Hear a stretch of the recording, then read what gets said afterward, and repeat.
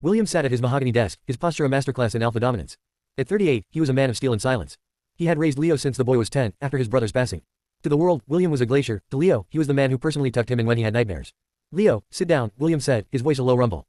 We need to discuss your behavior at the gala. You were provocative. Leo, now 18 and fully aware of the power his porcelain skin and mischievous eyes held, hopped onto the edge of the desk. He kicked his legs, his silk trousers rustling. Provocative. I was just dancing, Uncle Will. Is it my fault the other alphas have no self-control? William's jaw tightened. You are a Blackwood. You don't just dance to elicit growls from strangers. Maybe I wasn't doing it for them, Leo whispered, leaning in.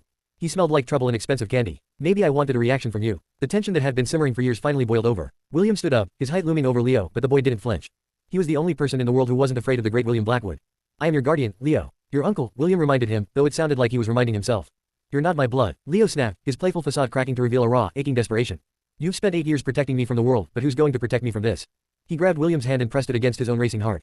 Do you know how hard it is? To watch you come home every night and know I'm just a responsibility to you. I don't want your protection, uncle. I want your mark. William voice trembling with repressed power. You're a child. You're confused by gratitude, Leo. Don't say things you can't take back. I'm 18. I've been in love with you since I was 15 and realized no other alpha could ever compare to the way you look at me when you think I'm sleeping. It's not gratitude. It's agony. Leo's eyes welled with tears, his omega instinct screaming for his alpha to acknowledge him.